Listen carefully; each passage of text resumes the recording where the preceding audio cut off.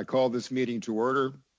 Welcome to meeting number 8 of the House of Commons Standing Committee on Public Safety and National Security.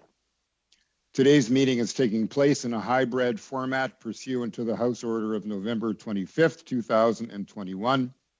Members are attending in person in the room and remotely using the Zoom application. The proceedings will be made available via the House of Commons website, so you are aware the website will always show the person speaking rather than the entirety of the committee. For members participating in person, proceed as you usually would when the whole committee is meeting in person in a committee room. Keep in mind the Board of Internal Economy's guidelines for mask use and health protocols. Before speaking, please wait until I recognize you by name. If you are on the video conference, please click on the microphone icon to unmute yourself. Those in the room, your microphone will be controlled as normal by the Proceedings and Verification Officer. When speaking, please speak slowly and clearly. When you are not speaking, your mic should be on mute. A reminder that all comments by members should be addressed through the chair. And with regard to the speaking list, the committee clerk will advise the chair on whose hands are up to the best of his ability. And we will do the best we can to maintain consolidated order of speaking for all members, whether they are participating virtually or in person. Pursuant to the order adopted by the House of Commons on Tuesday, December 7th, 2021, and the motion adopted on Tuesday, December 14th, 2021, the committee is studying illegal arms trafficking and the increase in gun crimes committed by members of the street gangs. With us today by video conference, Communities for Zero Tolerance, Evelyn Fox, founder, Keep 6, Richard Miller, founder. Up to 5 minutes will be given for opening remarks, after which we will proceed with rounds of questions. Witnesses may choose to split their allotted time for opening remarks with other witnesses if they so desire. Welcome to everyone. I now invite Ms. Fox to make Point of order, Mr. Chair. Point of order. Yes, Mr. McGregor. Oh, it's Mr. Lloyd, Mr. Chair. Oh, Mr. Lloyd, sorry. Where are you? There you are. Yes. Given that this committee has started half an hour late, I think it would only be fair to the witnesses if we were to allow 45 minutes for the first round and then 45 minutes for the second round, so that we can have an equal weighting for witnesses, because it looks like this first panel will get about less than half an hour to discuss that. Has there been any deliberations by you and the clerk chair to address this shortened timeline? Only that if we need it, we can add extra time at the end of the meeting. And I'm told that that extra time could be up to about 15 minutes. So I'll be as efficient as I can, Mr. Lloyd, and as fair as I can be, including allowing this first panel to go longer than the allotted time. Okay? All right. So. Sorry, Chair, just on that point of order, I understand. Yeah. In previously, we've been able to get in other committees the full 2 hours when we started later. So are we not able to go until 1:30? Fine with me. Clerk, can we go as late as to 1:30 Eastern? Mr. Chair, we should be able to do so, yes. All right. So that will be our goal. So the point of order, Mr. Chair. Yes, point of order. Do we require unanimous consent to extend the timeline of the meeting? Some of us do have some things planned after the meeting, and like I could do the 15 minutes extra, but certainly not an extra half an hour. Clerk?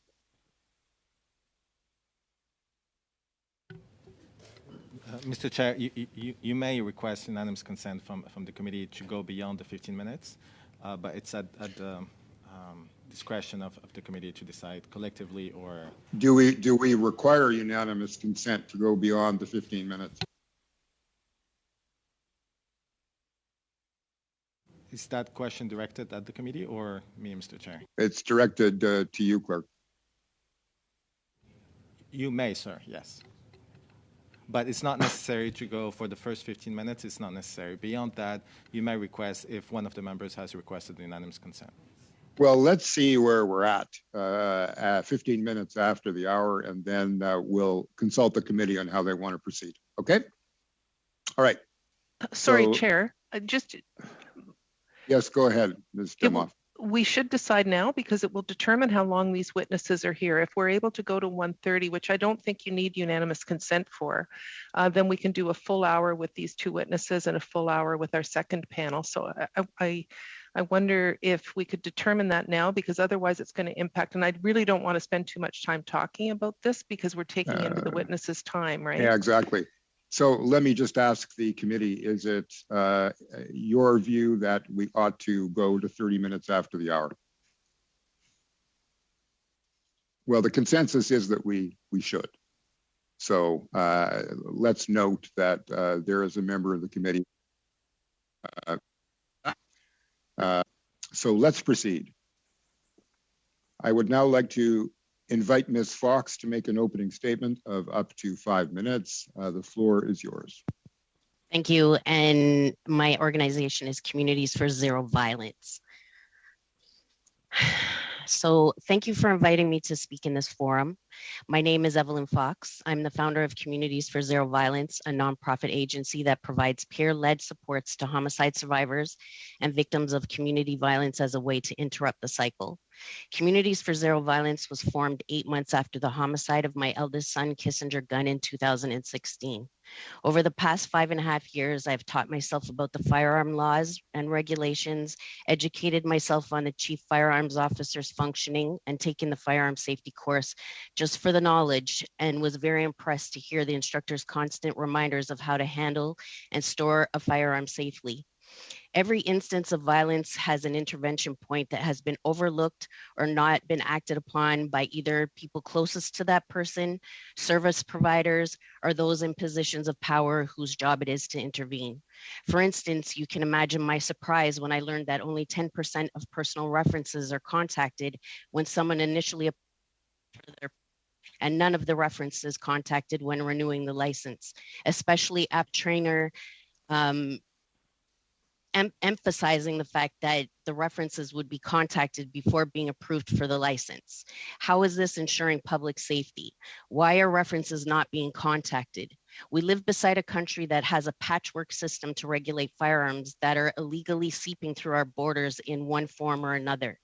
CBSA is only required to inspect 1% of each shipping container that comes over our borders, 1 of every 100. CBSA has seized vehicles at the border with multiple firearms hidden in them. How many times have those individuals smuggling the firearms been successful before getting caught? How will this be addressed? What improvements to the borders will be implemented? More regulation for firearms in Canada is as a way to eliminate community and gang violence when all of the community level violence is being committed by those who are not licensed to possess or use them will not be effective. Canada has adequate laws for firearm ownership, and the gatekeepers of ensuring our laws remain intact and strong have done an amazing job keeping them this way. The talk of allowing the municipalities and provinces to ban firearms within their borders is an American-style regulation that we know does not work, and to even suggest it is irresponsible and not in the best interest of any Canadian. There has been discussion after discussion, report after report, with all the same recommendations for the past 14 years about addressing the social determinants of health and investing in communities across Canada. And still a gun ban and more regulation of firearms is a primary focus of investment. The significant polarization of opinions do not allow us to have an honest and meaningful discussion about the gun violence across about a firearm ban without speaking about banning poverty and all the underlying issues that stem from it.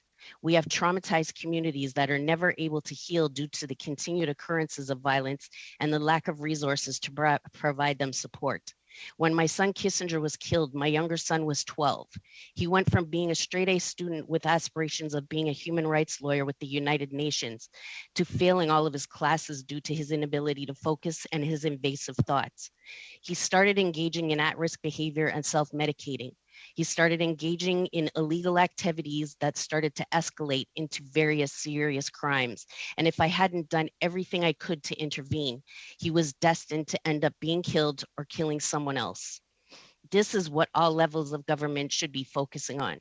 There should be proactive, not reactive approaches to eliminating the violence. The Roots of Youth Violence report that outlines the most pervasive risk factors of why youth engage in violent acts was issued in 2008. All levels of government are aware of the risk factors and recommendations set out in the report, and every party since, in majority, has cut to the areas of recommendation and are now surprised that we have escalating community and gang violence. Our communities are in crisis and is long past due to do what is right by Canadians whose voices have been largely ignored, who deserve gainful opportunities to enrich their communities and their lives. Those of us who have had our loved ones murdered are real people who suffer with real trauma. We deserve to have the support of our elected officials to make our communities safe. We should feel safe enough to allow our children to go to school, play in playgrounds, attend social events and recreational facilities without the fear of them not returning due to the escalating violence that is terrorizing our cities. Community safety is a right my son had to go out and enjoy his time with his fiance, a right to return home after enjoying his night, a right to exist free from violence wherever he chose to travel throughout the city, throughout our province and our country. That Ms. right Fox, is, I'm sorry for having to interrupt, but That's the okay. five minutes are up. And just please accept from me and from all members of the committee our sincerest condolences about your loss. Thank you. We grieve with you. Mr. Miller, you now have the floor for up to 5 minutes for your opening remarks. Please proceed. Good morning, Mr. Chair. I want to thank you so much for inviting me to be a part of this very important conversation. I'm Richard Miller, the founder of Keep Six nonprofit organization. Keep Six engages with individuals who have had their lives affected by the criminal justice system. I have lived experience within the justice system. Therefore, I believe I can speak to the issues concerning an individual who has made bad decision, consequently ended up in a justice system. There are a couple points I would like to address. Keep Six developed a program called Gangs for Tuition. This program gives individuals an opportunity to trade gang lifestyle for education in skilled trade and the tech sector by means of mentorship, expert delivered training programs, along with life coaching. Gangs for Tuition carries a follow-up component to ensure success of the participant by keeping participant accountable for each aspect of the program. I am here today to partner with you in order to continue to grow this program on a national level in order to affect positive changes in the following areas. Reduce crime rate by providing them with a positive lifestyle through acquaintance transferable skills, set and training, leading to employment and sustainable self-sufficient living. Economic empowerment. Young adults are empowered through financial literature to make investment in their own health and education. Mental health issues. Keep Six provide a mental health counseling to individuals who are registered in our Gangs for Tuition program. Education about the public safety, targeting at-risk youth, targeting young adults before they get into trouble. Most of them from single family with no guidance. Programs allow them the opportunity through mentorship to live a life without violence. Keep Six has a program that allows individuals to turn in a firearm to our program, which in turn turn over to the police department. Individuals within our programs are given ongoing support. As you're aware, 90% of individuals incarcerated have a mental health concern. Consequently, Keep Six provides counseling sessions on mental health for individuals in our program. Organizations like Keep Six continue to find ways to reduce the amount of guns in our community, which in turn will put the end to violence. Keep Six is a nonprofit organization, is willing and ready to partner with any organization to ensure the safety of the public. I thank you for this opportunity to speak on this platform. My desire is to garner the support to continue this work, which we have been doing for the past 5 years. Thank you. Thank you very much, Mr. Miller. Now I open the floor for questions, and to lead us off, Mr. Lloyd, you have 6 minutes. The floor is yours, sir. Well, thank you, Mrs. Fox and Mr. Miller, for your testimony. And I want to start by saying thank you for the excellent work that you're doing in our communities. Throughout this committee, the words that you have put forward have been echoed by law enforcement, that we need more investment in community-based approaches, and that we are woefully underfunding community-based approaches to divert at-risk youth from a life of crime, and to get people who are in a life of crime to divert away from a life of crime. What specific measures do you think this committee could recommend that would be most effective for the government to dedicate resources to reduce gun violence, reduce youth in gang activity? Thank you. I guess Ms. Fox, I'll go for you first. Thank you. So in 2008, as I said, the Roots of Youth Violence report was released after the 2005 Year of the Gun issue we had in the city of Toronto. And outlined in that report is various recommendations that were put out from the provincial government to tackle the youth engage in the violence. So poverty is one of the number one issues, and the rest kind of filtered down in terms of systemic racism. You have the education system, you have the lack of housing. Like anybody who's been to Toronto or Vancouver knows that the cost of living in our cities is unbelievable. It's not, you can't survive in this city unless you're an upper income person. So it's not surprising that we have the level of violence that we have when we are continuing to see the financial gaps grow, and people are just trying to survive.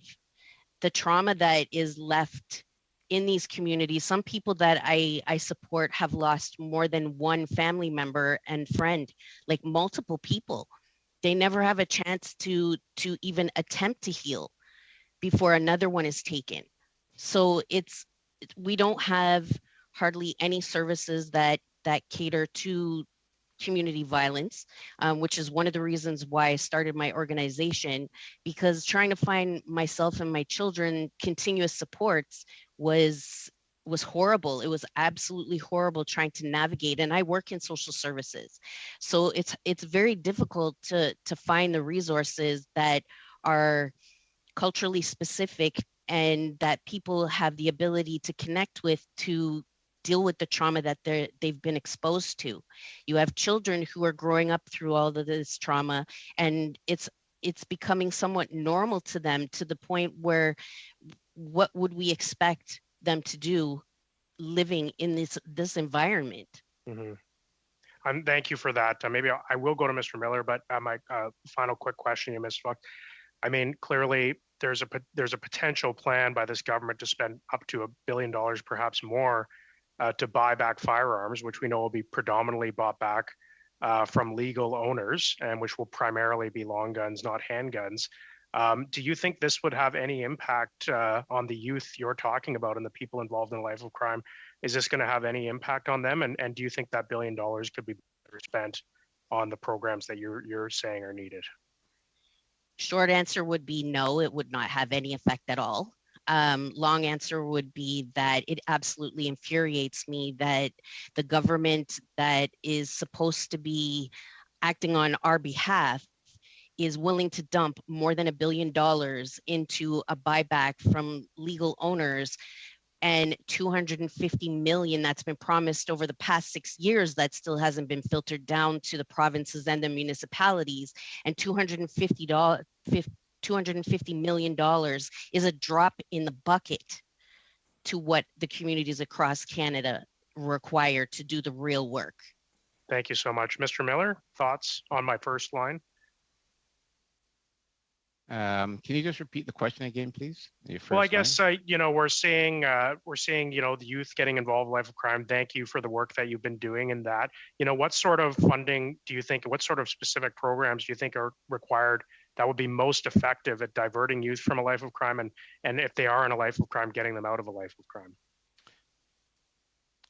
From the work that we've been doing, one of the main factor is the employment and the trade.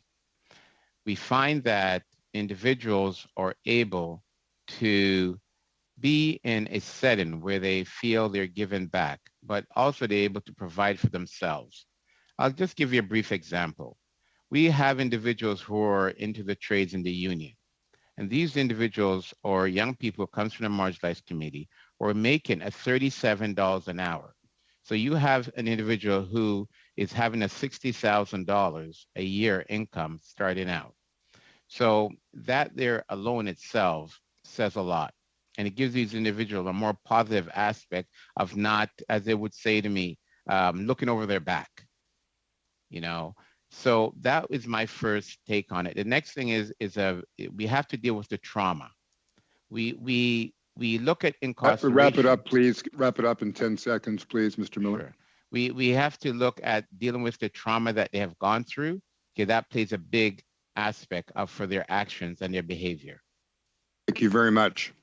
Now I would turn the microphone over to Mr. Noor Mohammed. You have 6 minutes. Please proceed. Thank you, Mr. Chair, and I'll be sharing my time with Mr. McKinnon. Mr. Miller, I'm asking you this question with the backdrop of the murder of the 18-year-old youth yesterday at David and Mary Thompson High School in Scarborough. His grandmother actually is a colleague of my partner. And so I ask you this question reflecting on the work that you do, which, by the way, is incredible, and I want to thank you for what you do. You've made it clear that getting these weapons off the streets, getting guns off the streets and out of the hands of young people is critical. Can you share with us two things? One, why is it critical to take these weapons off the streets, and what should we as legislators be doing to make sure that that happens? The reason why it's important to take the guns off the streets from the hands of these young people is the fact that we have young people who are resorting to a desperate measures with these firearms. If we're able to get these firearms off the street out of the hands of these young people, we're able to then deal with the issues that they are suffering from within and put them on a more positive path. So once we are able to curb the weapon issue itself, we can address and work with these young people. Because at the end of the day, we have to look, there's an underminer issue within every one of these individuals who are getting into the situation with firearms.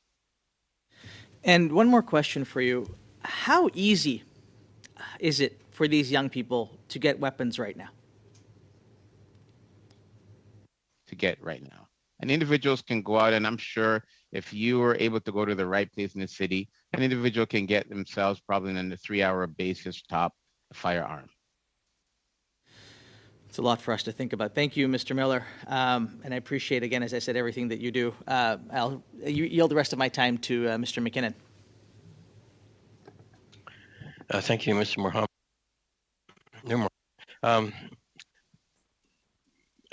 Mr. Miller, I'm just wondering if you could comment on the origins of the firearms that are being used here.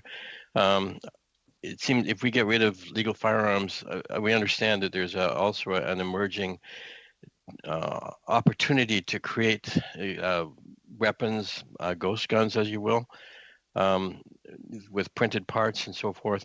I wonder if you can comment on these other sources of firearms and whether they're a factor.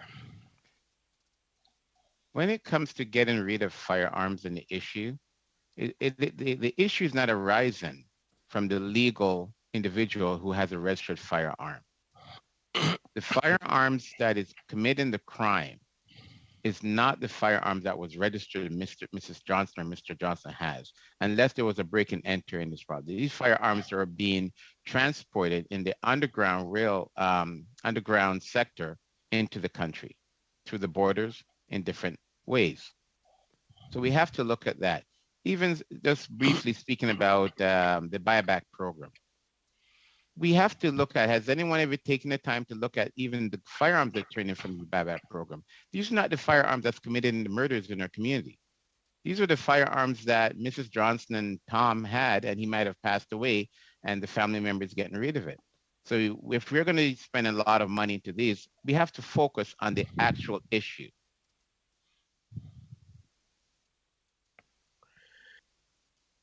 Thank you.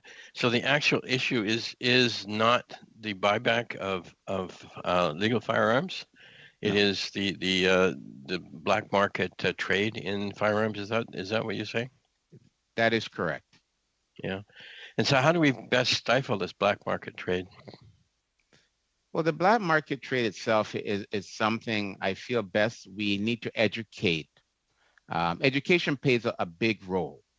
And unless you give individuals the opportunity to succeed and give them other resources, we're still in the same boat, right? So it comes down to the education. So one of the things that we particularly focus on is education piece for these individuals. The choices and the consequences that you'll be looking for go down that path. So if we are able to catch them at a younger age, then we're able to program their mind and give them these resources that are available to them, right? So when I hear a young man says, well, you're coming here to tell us that we can go into the union and be making $30 an hour. We've never had anyone come here and show us that, right? So now they have other resources that's available that they never knew about, that can make healthy choices. Thank you, Mr. Miller. I believe that's my time, Mr. Chair. Well, you've got 30 seconds if you would like to use them. If not, we'll move on. We'll move on. Thank you. Okay. Then I would like to ask Ms. Michaud to take to the microphone. She has 6 minutes. The floor is yours. Please proceed. Merci, Monsieur le Président. Thank you, Mr. Chair. Thank you to the witnesses for being here. And my condolences, Ms. Fox, for your loss. Thank you very much for your commitment. You were saying in your opening remarks that you've educated yourself on the question. You're trying to change things, so that is really wonderful. And you did say something. You said that the federal government is working where the municipalities are responsible with respect to prohibiting arms, and I don't think that's a good idea either.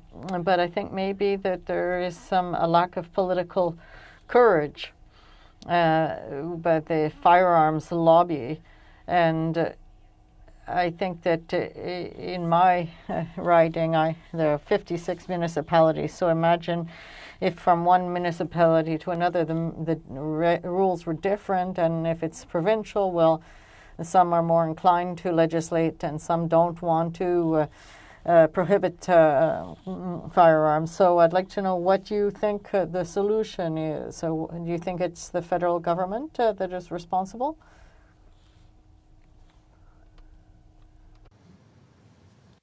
Thank you. Yes. If there was to be a ban implemented, it would most definitely have to be a federal ban. Copping out to provinces and municipalities isn't going to do anything. We have people who travel back and forth. We have people who are on Canada-wide warrants who travel from province to province to province without detection. The municipalities and provinces don't have border control. There's no way to regulate that. And we see how it works in the States. It doesn't work. It's not right to try to make the municipalities and provinces responsible for that. That is a federal issue that needs to be governed by the federal government. Merci pour la réponse et je comprends que Thank you for your answer. And you are committed to work against guns, but I'm wondering, when you know about there's suicides and there's mass murders and there is the buyback program, but do you think it's legitimate that the federal government should also be being involved with that, and that they should be asking people who own firearms, and maybe I think it's since 2020, but if people have a firearm that is not on the list, but it may be similar to a firearm that is on the list, what do you think the federal government should do in that instance? I think that like I said previously, every act of violence, whether it's suicide, whether it's a mass shooting, whatever the case may be, there is always an intervention point. And that person has been failed by whomever, whether it's the person closest to them, a service provider, or even those who, like I said, who it's their job to ensure that person's safety, has failed in intervening. So I don't think that a gun ban against legal owners is the right solution. We also have, as I said, only 10% of the references for the PAL license to own a firearm, only 10% of the references are checked. Why is that? If we have an issue with domestic violence and women are concerned for their safety, then if their partner has a firearm, why would all the references not be checked? Why would they not be checked to get the license and to renew the license? If the partner signs the application, then that's deemed as their consent and they're not even contacted to get feedback. So I'm surprised actually that it is that way, considering we're so honed in on firearm regulation. Why is it that those references are not 100% checked? Because that's what I was informed in the safety course, is that those references would all be checked to ensure that I was a safe enough person to attain that license. je suis d'accord avec vous dans la loi. I agree with you. In C71, it's not clear with respect to the verification process. And if we follow all of the elements that would allow somebody to get a firearm. On another subject, you said that we should have more of a community approach, and with respect to massive financing of the police or other agencies. So what type of prevention do you think it would be good? I think that not so much funding into the police. The police are a reactive response. They are not a proactive response. I think that programs like Marcel Wilson's with the 1x1 movement, who does gang intervention, I think that trauma support is a major factor, because once you have experienced the homicide of a loved one, you literally lose your mind. It is the most horrible experience I have ever had to experience in my life, and I will never be the same person that I once was. I had thoughts of suicide, and my son going out of control to get involved, because I couldn't function. People have to leave their jobs because they can't function anymore. People see their other children spiraling out of control, and they don't have what it takes to intervene. So, I mean, the cycle of violence it's very real and very serious. We need to address the root causes. That is what needs to be done. And we've had person after person in this forum speak about it. And for 14 years have had the same community leaders speaking about the same thing. And still, it's the voices of the people in anomaly situations that are not affected by the everyday violence that are overheard over the people who live this day to day. That it's extremely frustrating, but that's what needs to happen. The social determinants of health and the root causes, that is where it lies. And if we had done it 14 years ago, we would not be in this place today. Merci infiniment, Madame Fox. Thank you very much, Madame Fox. I believe my time is up. I don't see Mr. Chair on the screen, so I think there might be a technical problem. So I think I'd like to stop right now in terms of my questioning. Thank you.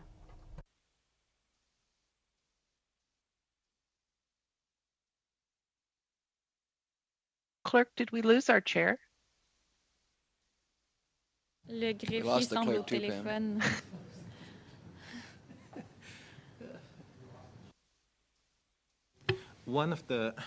We lost the chair for a moment. He will be reconnected.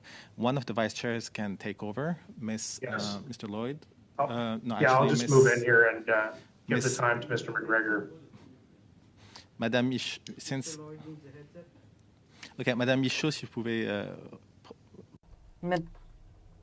Madame Michaud, can you be vice chair?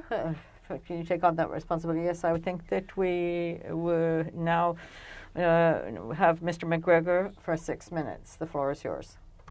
Well, thank you, Madam Chair. Nice to see you in that role. With apologies to Mr. Miller and Mr. Fox, I appreciate your testimony. I just need to take my time to move a motion that I gave notice to the committee on. So, Madam Chair, the motion I'm moving reads as follows. Everyone had notice on Friday. It reads that the committee invite the Minister of Public Safety and department officials from both the Royal Canadian Mounted Police and Canada Border Services Agency to appear as soon as possible before the committee to answer questions regarding the occupation of Ottawa and the federal government's response to convoy blockades disrupting our borders, notably in Windsor, Ontario, Emerson, Manitoba, and Coutts, Alberta. I don't want to spend a lot of time on this. I am open to interpretation on what as soon as possible means, and I'm happy to have that conversation with colleagues offline, but I'll just keep it at that. The motion's been moved, and I invite comments from my colleagues. Thank you.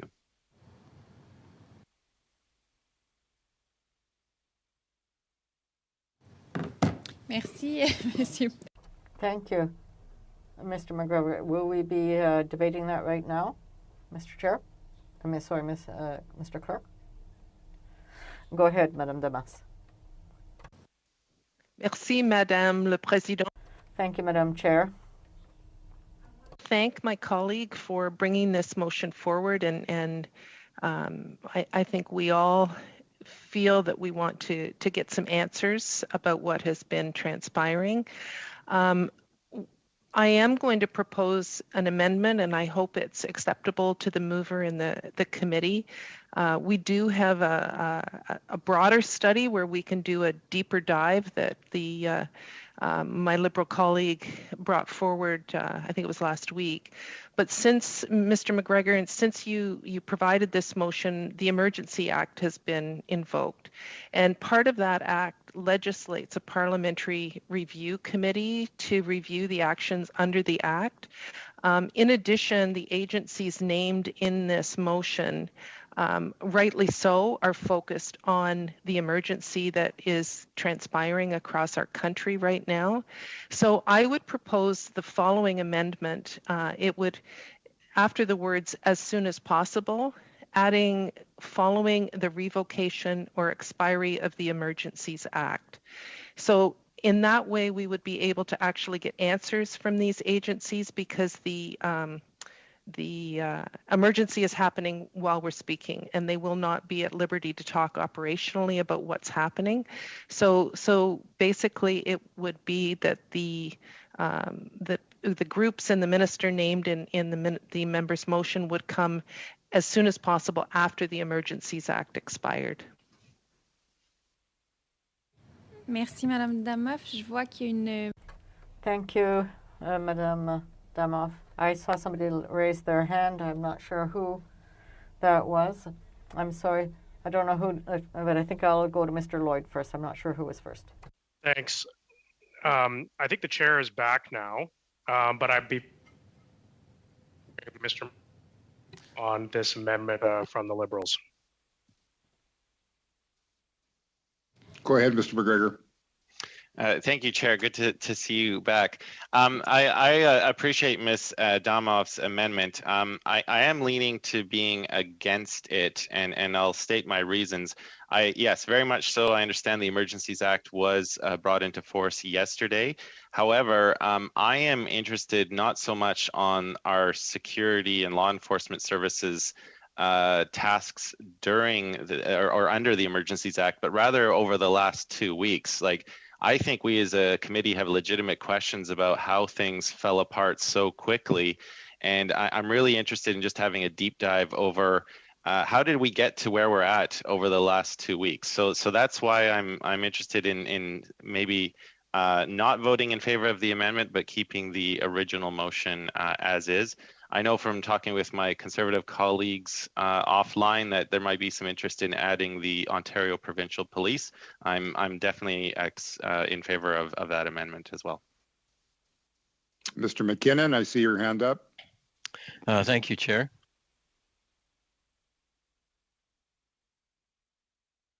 You're on mute. Sorry, I just wanted to speak in support of Ms. Damoff's amendment. I think it is incredibly important that we hear from the people that Mr. McGregor has mentioned, as well as potentially the Ontario Police Service as well. The problem is we're in the throes of this at this time. And, you know, while you might want to talk about, we might want to talk about what has gone on, we are still in the throes of things. And the people involved are not going to speak about ongoing operational measures. They just can't. And they also need to be heads down working the problem as well. So I would be happy to support the amendment, but without the amendment, I'm not going to be able to support the Mr. McGregor's excellent idea, but I can't support it at this time. Mr. Lloyd, I see your hand up, or is that from before? Si je peux me permettre, Monsieur le Président, Monsieur Noor. Mr. Chair, Mr. Noor Mohammed had his hand up for a moment, and another also. Mr. Chair, do I have the floor? I was away. Whose hand was up first? These hands came up after you came. Mr. Noor Mohammed. Okay, I'll take the from the Mr.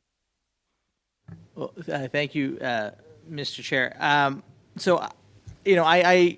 very much think that where Mr. McGregor is headed is important. Now, I would want to see us really think about, whether it's the OPP, whether it's Ottawa Police Services, who else would want to be added.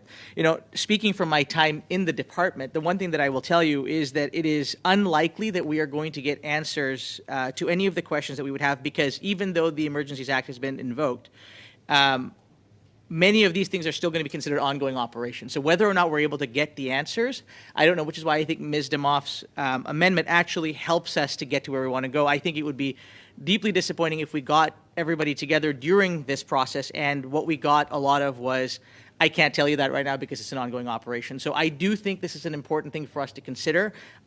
With that amendment, I would be supportive, and I do think that we may want to consider through the next little while what else we might want to add to that to make sure that it does give us, in the fullness of time, what we actually need. And Mr. McGregor, what I think you're trying to get at, which I think is very important. Mr. Lloyd. Thank you, Mr. Chair. I'm inclined to agree with Mr. McGregor. I don't support this amendment from our colleague, our Liberal colleague. I think this is an important study. There is an ongoing operation, as they said, but Mr. McGregor is asking a very reasonable thing to this committee to explore, what's been going on for weeks in this country. And, And yes, I'm aware there's a parliamentary review committee that will be struck up because of this legislation, but we've seen committees even as of last week and this week studying similar things. So I will not be supporting the Liberal motion. I think it's a positive motion for us to look forward. I'll be supporting Mr. McGregor's original motion with a proposed amendment to add the OPP, but I won't move that now. I'll just indicate that's where I stand. Thank you. Okay, colleagues, clerk, we're ready, I believe, to. Yes. We still have a few hands up. Oh, I don't see any hands up. Yes, in the room. Who's got a hand up? Okay. We have. So tell me, I can't see the room. Sure. So we have. The room is a postage stamp, so you'll have to tell me whose hands are up. We have Mr. Van Popta, and then Mr. Shipley, and then Madame Michaud. Okay. Well, let's go in that order. And you call them because I can't see them. I believe I'm next, Mr. Van Popta. So, Mr. Chair, thank you. Yep. And I agree with my colleague, Mr. Lloyd, who just spoke previously. I think that this is a very important motion that Mr. McGregor is putting forward, and I would support it. Of course, with the amendment that, which it sounds like he is agreeing to, that the OPP be added. I understand Ms. Demoff's arguments, but I don't think they. I don't think they're convincing. You know, like everything is always a moving target, but that doesn't stop us from studying it. I believe that it's just very timely for us to get the witnesses in here now, for us to understand what is going on. That's the work that the Public Safety Committee should be doing, and I certainly support that we go ahead with it as soon as possible. Thank you. Who's next with a hand up in the room, clerk? Mr. Shipley. Mr. Shipley, go ahead. Thank you, Chair. I also feel that Mr. McGregor's motion was quite appropriate. I won't be supporting the amendment to that by Ms. Damoff. We are getting tons of questions, I'm sure all of us as parliamentarians, as to what's going on right now. Our emails are getting blanketed every day. People are looking for questions now. They're looking for what's going on and how this is going to get resolved. So I definitely think now is the time to do it. I'll be supporting Mr. McGregor's motion and not the amendment. With the amendment, though, of the OPP being added in there, a lot of these instances that have been taking place with a tremendous amount of OPP support. I hear they're quite involved in the Ottawa situation now. Many of the border crossings have been handled. I'm seeing a lot of OPP uniforms of those, so I like that amendment being added to it. But definitely now is the time to be looking at this. It's not time to put this off. Our constituents and our residents are looking for these answers now, not later. Thank you, Chair. Okay, I believe there's one more hand up in the room. Clerk, who would that be? Madame Michaud, Mr. Chair. Merci. Madame Michaud, go ahead. Thank you, Mr. Chair. I agree with what Mr. Shipley has just said. I think it's a good motion, Mr. McGregor's motion. And as soon as possible within the motion, I think that we should be flexible and maybe decide as to when this could happen in a subcommittee, and maybe following this study or maybe earlier. We should have this conversation. So I would support the motion and not the amendment. I think that this is a great idea, so I will support. Thank you. Ms. Demoff, I see your hand up. Just really quickly, Chair, I think it's important to note again, we are actually studying this issue in depth. So this isn't a one-time opportunity to hear from these. We've already approved a study that will include a number of these issues. Having said that, I've given my arguments for why the amendment is useful, and it seems pretty obvious it's going to fail, so I'll leave it there.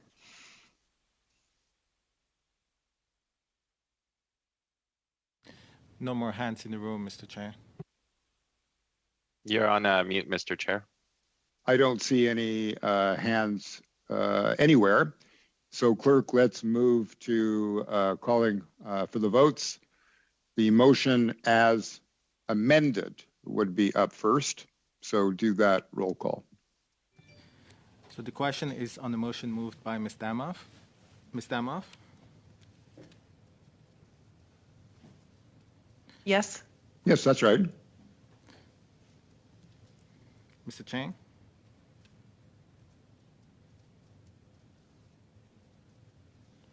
Mr. Chang?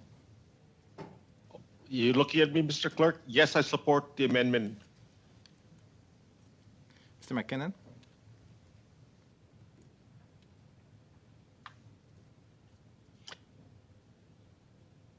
Unmute, sir. Yes, I support the amendment. Mr. Zuberi? In favor of the amendment. Mr. Mohammed? In favor.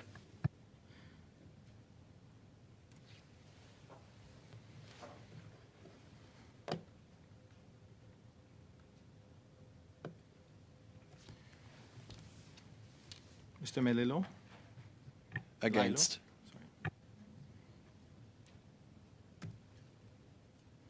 Mr. Lloyd? Against. Mr. Shipley? Against. Mr. Van Popta? Against. Madame Michaud? Contre. Mr. McGregor? Against. Mr. Chair? Yeas pour, 5-5. Nays contre, 6-6. So the motion as amended does not pass. So we move now to the main motion. Do the roll call, please, clerk. Mr. Chair, point of order. Well, not point of order, but Yes, go ahead. I believe now we're debating the main motion instead of, we don't necessarily have to jump to a vote right away on this. No, go ahead. Go ahead. And so I want to move an amendment that I indicated previous, that we add the OPP to the list of witnesses. I think it's been very clear to everyone throughout the past number of weeks with the police forces across the country. And I think as a public safety committee, it would be very important for us to review that coordination between police services. I think there's a lot of Canadians, particularly people in Ottawa, who are quite upset by what they perceive, rightly or wrongly, to be a lack of action by the Ottawa police force, and questions about what would the role be of the OPP. We also know, yesterday with the press conference on the Emergencies Act, that it's being proposed that the RCMP will be given the powers to enforce municipal bylaws. We know OPP is the primary police force in Ontario, so I think it would be very important to include them as well, because we need to make sure that all of our police forces are working in tandem, working together, and that we know what they're intending to do with these new powers that the government has received under the Emergencies Act. The Public Safety Committee has an essential role to safeguard, to review and safeguard Canadian civil liberties. And I believe all members of this committee believe in that mission and support that mission. So, without further ado, I say let's move this motion to get the OPP added onto the calendar here. Thank you, Mr. Chair. Point of order, please. Point of order, Mr. McKinnon. Yes, I believe we're probably done speaking to these witnesses. I would suggest that we give them our profuse thanks and ask them to withdraw.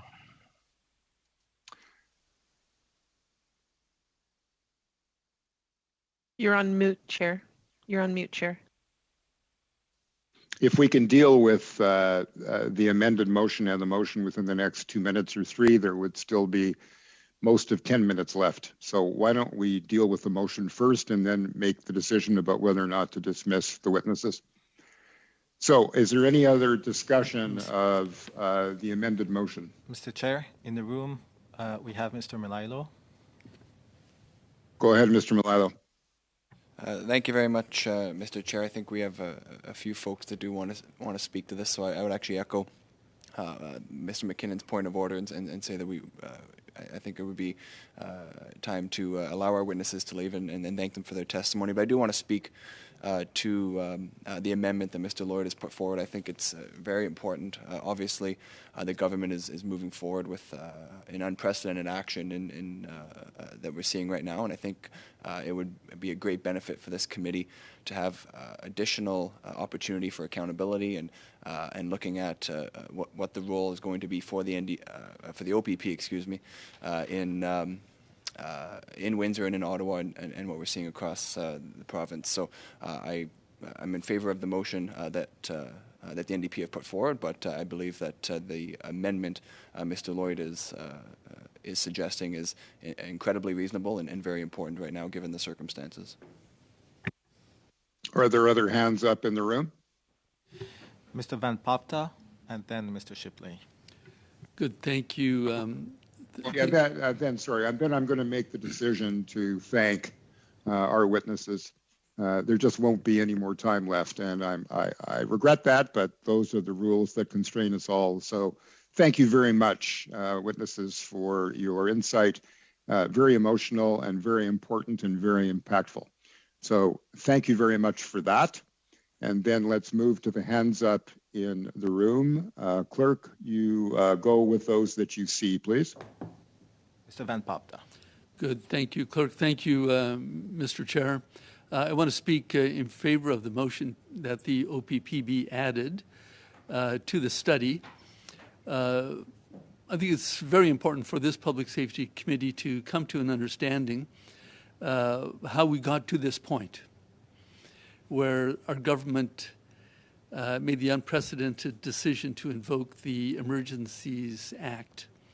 I want to hear from the various police forces involved here, particularly in the province of Ontario, how we came to that point. Why, to what extent were the OPP and the RCMP and the city police working together in the CBSA? They're also part of the study.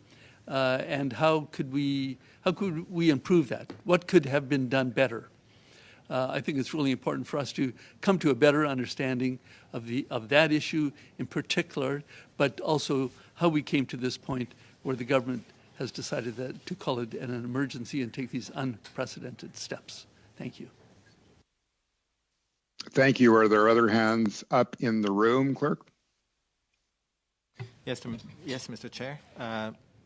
Mr. Shipley is next. Mr. Shipley, go ahead. Thank you, Chair, and I'll be supporting this amendment put forward by my colleague, Mr. Lloyd, wholeheartedly. I think the OPP would be a great service to adding to this discussions that we've been having. They are the largest police service in Ontario. A lot of these instances that have been happening over the last few weeks have been in Ontario, and I think it would be a huge remiss of us not to include them in our study. They also, I think, would bring a lot of background information from different and past incidents that have happened that may help us to figure out how we got here today, and they may have some insights on what could have been done better and moving forward. But I definitely would agree with the amendment of adding the OPP. I think it would be very important to have them here. They are a large service doing the entire province of Ontario and bring a lot of a wealth of information both from current and past events. So I definitely support bringing them to the next some studies on this, and I look forward to meeting with them. So I'll be supporting that amendment. Thank you, Mr. McKinnon. I see your hand up. Do I? Madam. Yep. Go ahead. Thank you, Mr. Chair. I think I'm very interested in hearing from the OPP. I think that they have a very useful perspective on this. So I will support that amendment. However, I go back to the fundamental problem I have with doing this at this time, because I think it is an ongoing matter that the people are not going to be able to speak freely to at this time. But I want to comment further on Mr. Popta's remarks about how we need to examine how we got to this point. I think also that's a very important question. However, that is precisely the role of the parliamentary committee that is required to be created as a consequence of this invoking of the Emergencies Act. A parliamentary committee must be struck to examine, and consider the aspects that Mr. Popta Mr. Van Popta brought forward. So anyway, I will support the amendment, but ultimately I will not support the motion. Are there any other hands up, or can we go to Mr. a Chair. vote? Madame Michaud is next. Madame Michaud, go ahead. Merci, Monsieur. Thank you, Mr. Chair. I think this is a good addition. I think the OPP are very involved, so I do support this. Thank you. Okay, are there other hands up? Mr. Chang? Mr. Chang, go ahead. Thank you, Mr. Chair. From my experience as a police officer in the past, the police will not be able to speak much about the operational issues and what's happening right now because it's an ongoing operation and ongoing situation in Canada. So my experience is they will give us the bare bones in what they are doing. And my suggestion would be, like I support the motion about having the OPP join us on this thing. But in terms of the police talking about stuff, because after every operation, there's an after action report that they do to see where they fell down on how they were not, what did they do wrong and what did they do right. And once that report is completed, then they will be able to talk to us more about what they have done and what they haven't done properly. So that's my suggestion is if we can delay it, that'll be the best instead of calling them right now to come in to testify. Thank you. Thank you, Mr. McKinnon. I see your hand up again, or is that an old one? Sorry, that's an old one. I'll take it down. Okay. Mr. Chair? Clerk, any other hands up in the room? I don't see any on the screen. Yes, it's Mr. Van Popta. Go ahead, Mr. Van Popta. Good, thank you, Chair. I want to respond to Mr. McKinnon's earlier comments that this special committee is going to be examining many of the questions that this committee would also be interested in coming to a better understanding about. But we are the masters of our own committee and the work that we do, and I don't think that it's that we don't do that work because someone else might do it for us. This is very, very important for all Canadians. The amount of emails and correspondence that I'm getting from people in my constituency suggests to me that this is a very, very important issue that Canadians want to have answers about. We want to know what, how is the RCMP, how are they conducting their operations? What has the CBSA done? What could they have done to prevent some of these issues from happening?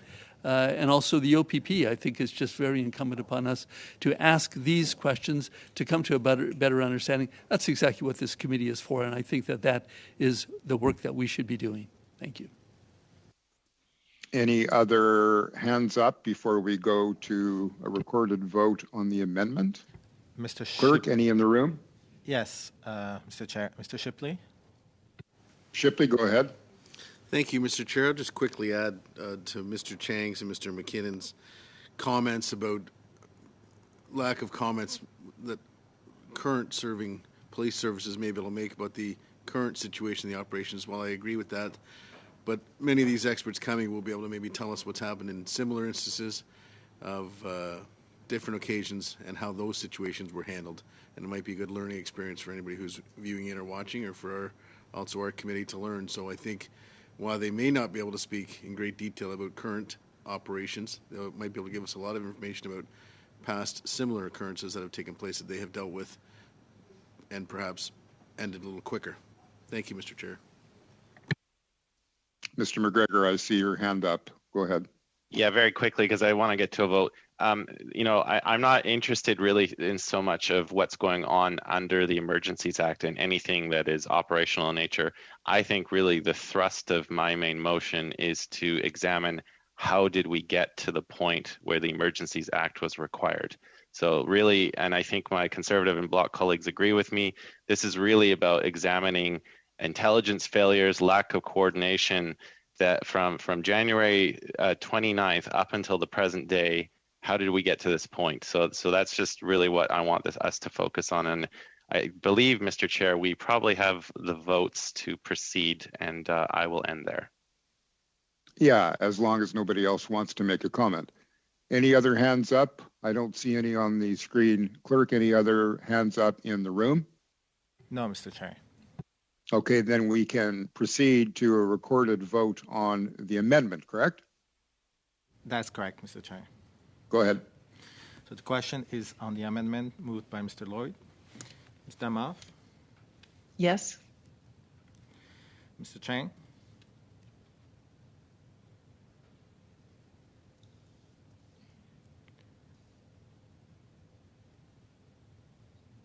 Mr. Chang?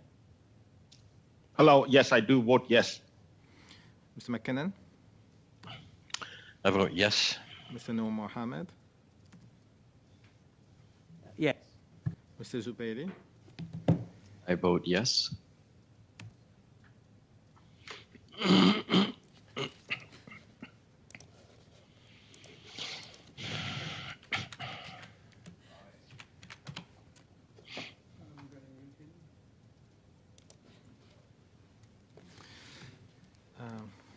Mr. Milailo? I vote in favor.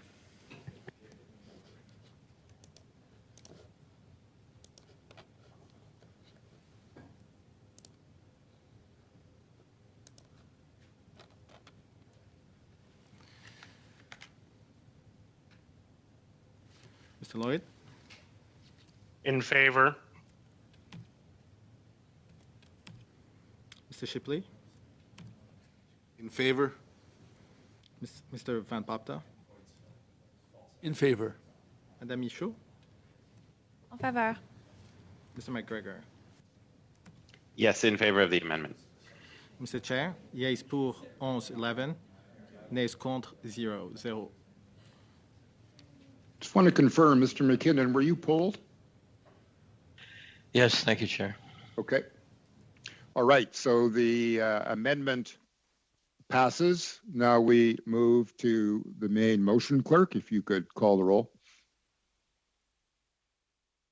Can I comment on that, on the main motion briefly? Sure, go ahead. Thank you. I just, again, I don't want to get too far into the back and forth once again, but maybe if I can make one last appeal to some of my colleagues across the aisle, across the way. I do think this is a very strong motion put forward by the NDP. I would encourage them to support it. I think, not trying to reiterate what's already been said, but I think that as Mr. McGregor has said, that he is looking at what has happened leading up to this point. He is looking back towards the past. I don't think we should necessarily be assuming what might or might not be said or might be able to be said. I think that this is an incredible opportunity for the committee to do really important work and have an understanding of how we got to this point and how we move forward. So I hope all members will support this motion moving forward, and I just wanted to make that one last appeal, and I appreciate you affording me that time, Mr. Chair. Thank you.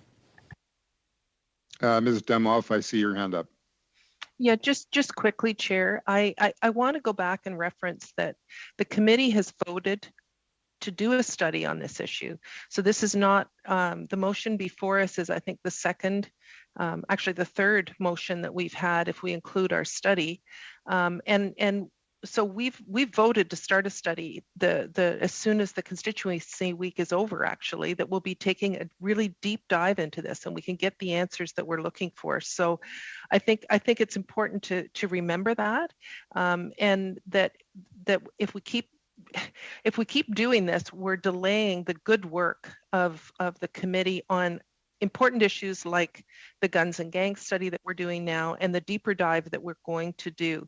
So we won't be supporting the motion. We would have supported it if it could have been delayed until after the Emergency Act, but we won't be supporting the motion as it is written right now. Okay, thank you. Are there any other hands up or commentary before we move to the vote? Yes, I see Mr. Lloyd. Go ahead. Well, thank you, Mr. Chair. And, it just appears that the ground keeps shifting under the Liberals' position on this. I mean, we had a study, quick studies over the past few weeks. We brought FinTrack onto committee. We've interrupted this very important study on crime and gun control and gangs to deal with, very urgent issues that are facing this country. And so I just think it's a bit disingenuous to say, well, let's just, we don't want to delay this important study. Well, it's already been delayed numerous times when it was what the government wanted to do. But now that it's what, opposition parties are very concerned about what's been taking place across the country for the past few weeks. I found that the FinTrack testimony was extremely helpful last week in terms of giving us an idea of how FinTrack, how our intelligence, financial intelligence works in this country. It certainly made me much better informed in learning about last night when the government's saying that they want to talk about freezing Canadians' bank accounts. I mean, I found it tremendously helpful that we had our Deputy Director of Intelligence, Barry McKillop, last week. And so I think, that just demonstrates further why it's so important. I mean, the National Director or Deputy Director of FinTrack was able to tell us key information during an ongoing situation. So it sort of belies the government's argument that we can't get any useful information from law enforcement and other witnesses during an ongoing situation. And I think it's absolutely critical that we figure out how we got here as a country, and that we move forward with this motion as soon as possible, as Mr. McGregor has said, so that we can bring Canadians answers, because there's so much confusion in this country right now. My email inbox and my phone lines are off the hook. Canadians don't understand, why a piece of legislation that's older than I am is now being invoked in this country. They don't know what the implications of this legislation are. They don't know why we have come to the point where we need this legislation. So I think it's very important that we have, the RCMP and OPP to give us some context on what their actions have been during this. So thank you, Mr. McGregor, for bringing this up. And I just don't think that the arguments coming from the government side really have a lot of merit in this situation. Thank you, Mr. Chair. Are there any other hands up, any other commentary before we go to the vote? Mr. Chair, in the room, yes, we have Mr. Van Popta and we have Mr. Shipley.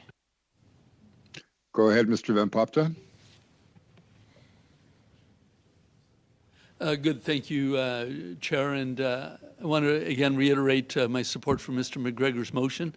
I think it's very important. I think it's very timely. And I want to thank him also for his clarification as to what his intent of this study would be, and that is to come to a better understanding of how we got to this, how we as a Canadian society got to this point where we need to call on the Emergencies Act to give the government extraordinary powers. I'm with Mr. Lloyd. People in my riding are shocked that we came to this point. How is it that we came to that point? This is not going to be a study into the operations of how the police are going to be doing their work going forward, but to come to a better understanding of why we are in a situation where Canada, a G7 country, has to call upon itself extraordinary powers under the Emergencies Act, which has never been used before, at least not since the days when it was called the War Measures Act. And that time it definitely was a national security crisis. This time, we see the police actually doing the work that they're supposed to be doing.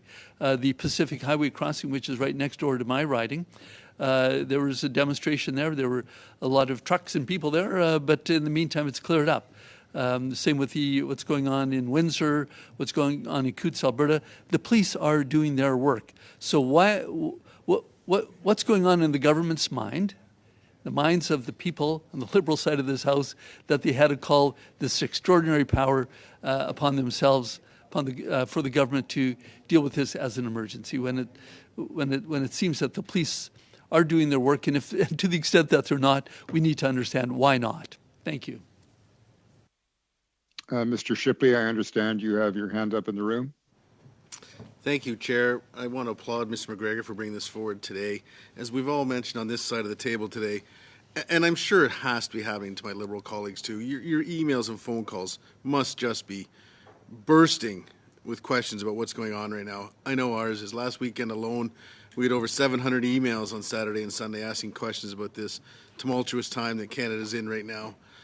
I've never seen our country so divided. Quite frankly, the members from the government side themselves are divided. We're seeing questions over there coming up and asking what's going on, where are we going, where are we heading, and it's disturbing. So the fact that some people want to put this off, that bothers me, and I find that disturbing. Let's get some answers. Let's get them as soon as we can and as possible as we can. I think Mr. McGregor's motion of bringing in the Minister of Public Safety and the department officials under him, the Royal Canadian Mounted Police, the Canada Border Services Agency, and the OPP will finally, or at least start us, to being able to give some answers to our constituents. The residents of Canada, people who are calling me, emailing me, they desire answers. And we need to get those so we can provide those out to our residents. So I wholeheartedly applaud Mr. McGregor for his motion at this time, and I'm glad it says as soon as possible. Hopefully that is quickly, and I look forward to those days that are coming up and questioning these important witnesses that will be before us and getting some great insight and some information so our residents will understand how we got here and how we're going to resolve this. And let's all hope we don't get here again. Thank you, Mr. Chair. Mr. Chang, I see your hand up. The floor is yours. Thank you, Mr. Chair.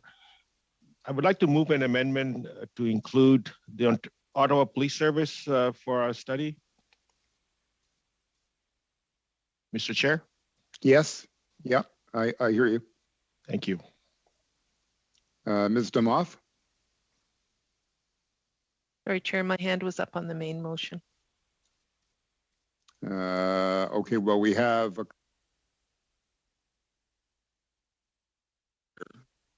it's up. No.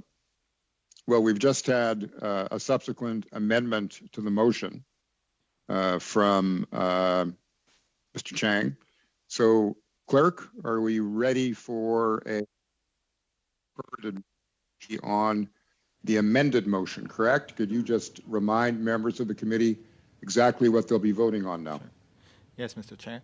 So the question is on the amendment moved by Mr. Chang. May I proceed? Okay. You may proceed.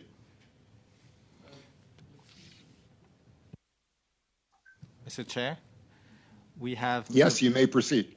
We have Mr. Van Popta who wants to speak to the amendment, I believe. Go ahead, Mr. Van Popta. Good. I want to thank Mr. Chang, I think it is, who put forward that motion to add the Ottawa Police. I think that would add more value to the study that we're hoping to put forward. Hopefully, the main motion passes. We see other cities that have managed the protests. And so I think that we need to come to a better understanding of what were the issues here in Ottawa with the Ottawa Police. Were they not fully resourced? Did they not anticipate the challenges that this would put forward? Why, what was going on, or what were the failures that led to them being unable to prevent this from becoming what it is that we see here in the precinct area today. So I would definitely support the amendment to add the Ottawa Police. Thanks. Are there other hands up, Mr. Chair? In the room, Clerk? Mr. Bloy would like to speak next. Mr. Chair, very quickly, I'm a new member to this committee, subbing in, of course, for Mr. Noor Mohammed right now. I understand that there are witnesses that are seeking to give testimony on some of gun violence in the country. I think it's imperative that we move to a vote. I will support Mr. Chang. I think it's important that we have this protocol, but I've seen some members seemingly prolong this. Let's get right to a vote, and let's get those witnesses in so we can hear their testimony. Are there any other hands up before we move to the vote? Okay, Clerk, take the recorded vote, please, on Mr. Chang's amendment.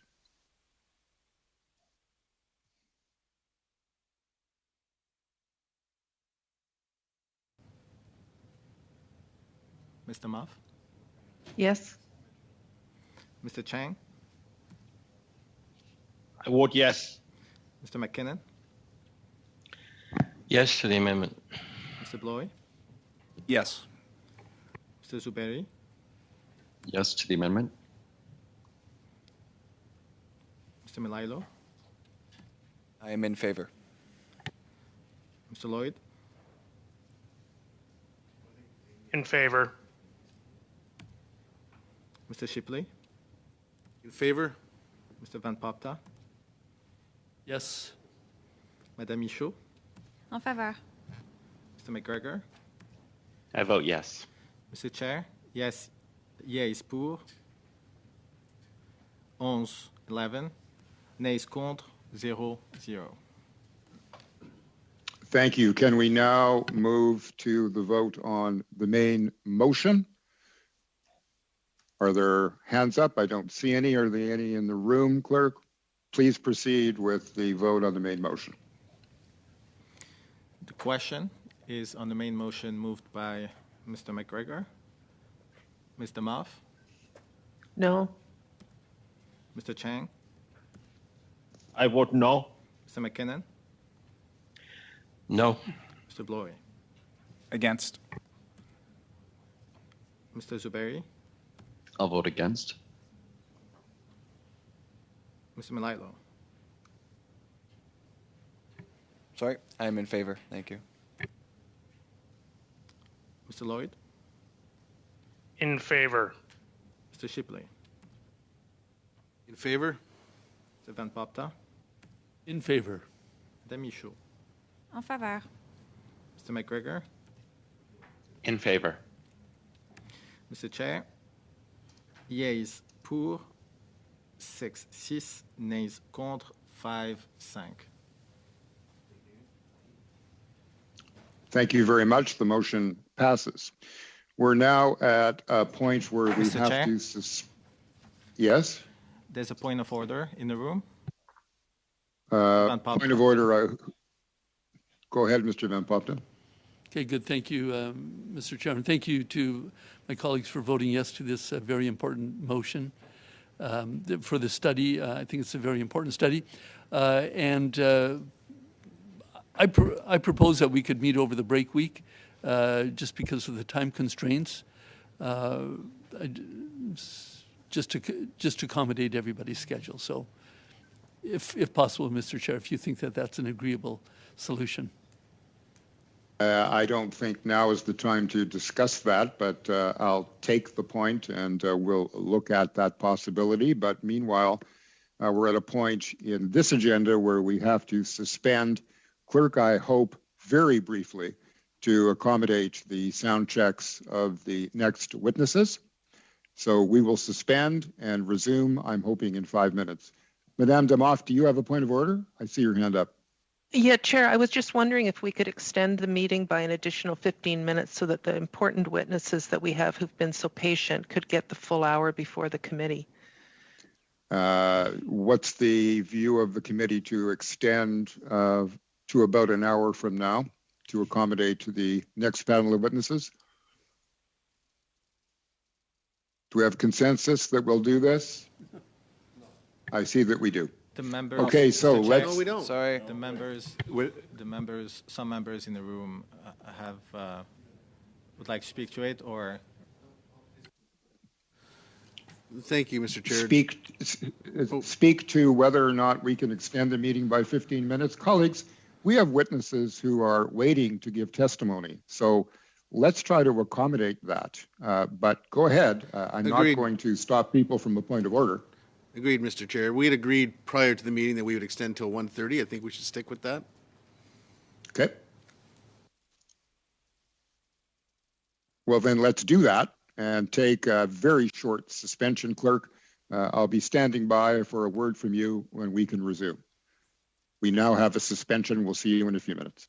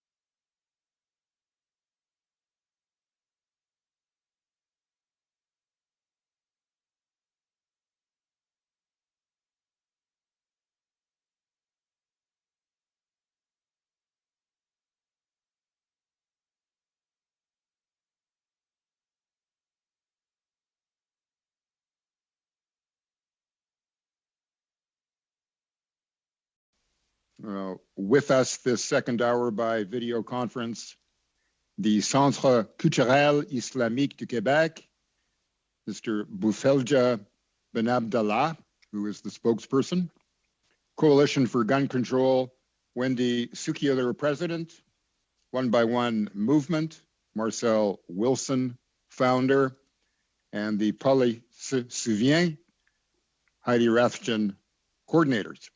We have up to 5 minutes for opening remarks, after which we will proceed with rounds of questions to the extent that our time allows. Witnesses may choose to share their time with other witnesses if they wish. Welcome to you all. I now invite Ms. Rathjen to make an opening statement of up to 5 minutes. Please proceed.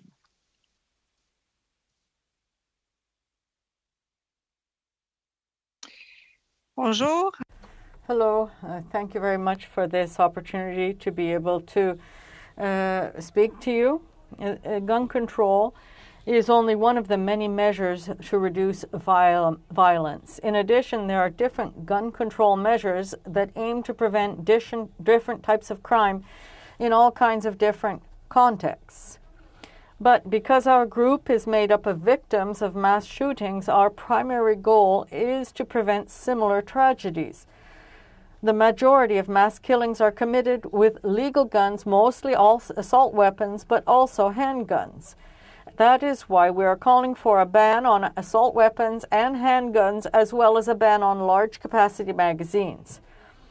And given that the Polytechnic massacre was linked to pure misogyny, and that mass shootings are closely associated with domestic violence, for example, more than 2/3 of the shooters in the U.S. had a history of domestic violence. We also seek to keep guns away from domestic abusers. This is why we are also calling for significant improvements in possession permits. We feel need to be addressed. Number one, large capacity magazines. The law passed in 1991 limited the number of cartridges in magazines to 5 for long guns and 10 for handguns, with some exceptions. Unfortunately, since then, these exceptions, combined with new interpretations of the law and changes in the market, accentuated major flaws in the laws and regulations. Here are only 2 examples. First, the law allows magazines designed for more than the legal limit to be sold as long as the device blocks their number at the legal limit. However, according to the RCMP, these modifiable magazines are readily restorable to their full capacity. Many recent mass shooters legally purchased modifiable magazines and illegally converted them to their full capacity, including Justin Bourque, Richard Bain, Alexandre Bissonnette, and Matthew Raymond Vincent. Second example, the Conservative government in 2011 introduced a new interpretation of the 1991 law. If a magazine is not specifically designed for a gun in which it fits, it is exempted from the legal limits. There is zero public safety rationale behind this.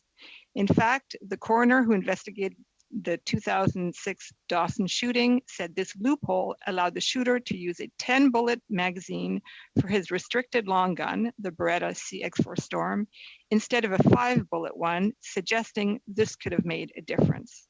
The risks created by these flaws are as obvious as the urgency to fix them. The second point I want to talk about is the verification of the validity of a potential buyer's license. In 2015, the Liberals promised to reinstate the mandatory verification of a potential buyer's license by the RCMP before the transfer of a non-restricted firearm. In 2018, the Liberal government introduced Bill C-71. The measure in the bill is described in official documents as follows. C-71 provides that vendors must verify the firearms license of the buyer by contacting the registrar before transferring a non-restricted firearm. The registrar would check the license in the Canadian Firearm Information System and issue a reference number if the license is valid. Running the license through the system is the only way to ensure that a license is not counterfeit, stolen, or revoked. A seller cannot check that themselves. And yet, The regulations tabled last June require no such thing. According to the proposed regulations, once they check the photo on the buyer's license, sellers will have to contact the RCMP in order to obtain a reference number authorizing the transfer. However, there is no obligation for a seller to provide any information whatsoever related to the buyer's license to the RCMP. And there is no obligation stated anywhere in the laws and regulations that the RCMP has to run the license number through the system. This shocking loophole was confirmed to us in writing by public safety officials and to the Canadian press by public safety spokespersons. Please wrap up in the next 10 seconds. I'm sorry. My last point is about revoking licenses from stalkers and domestic abusers. Currently in the United States, spouses or ex-spouses who are the subject of a restraining order are automatically prohibited from owning guns. This is not the case in Canada. We can do much better. Such prohibitions are discretionary now, and they should also be mandatory, like in the United States. As we know, thank you very much. I'm sorry, we're out of time. Thank you very much. Ms. SECU, I now invite you to make an opening statement of up to 5 minutes. The floor is yours. Please proceed. Thanks very much. My name's Wendy SECU. I'm the president of the Coalition for Gun Control, which is a network of 200 public safety, community organizations, and public health groups. I am also the co-author of a book called The Global Gun Epidemic with the past president of the American Public Health Association. And I say that because I do believe that a public health approach is the most appropriate way of looking at gun violence generally and gang violence in particular. When we think of gun violence, we can think of it as cancer. There are different forms. There's no one solution to all problems. So that if we're talking about domestic violence, if we're talking about suicide, if we're talking about mass shootings, if we're talking about gang violence, they all have a particular etiology, a set of causes and solutions. When we look at gang violence, I'm the head of the Diversity Institute and a full professor at Ryerson University. We've done a lot of work looking at the impact of disadvantage and inequality in Canada. And there's no doubt that addressing the root causes of violence is absolutely critical. We know that certain youth are more at risk for gang violence. But that's not what I'm going to talk about today. Today, I'm going to talk about access to firearms, because while firearms do not cause violence, they increase lethality. The best example of this is if we compare Canada, the United States, the UK, and Australia.